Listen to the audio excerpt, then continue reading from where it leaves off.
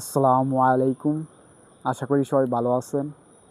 তো সবাইকে ঈদ মুবারক, ঈদ মুবারক। প্রত্যেক ফরজ নামাজের পর এই তাকবীরটা এখান থেকে দিবেন।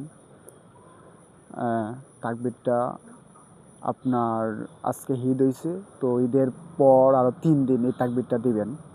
অর্থাৎ রবিবারে আসর পর্যন্ত এই তাকবীরটা দিবেন। তাকবীরটা হচ্ছে যারা জানেন না তারা জেনে নিবেন, এবং যারা জানেন তারা অবশ্যই দিবেন। অনেক সওয়াব পাবেন ইনশাআল্লাহ।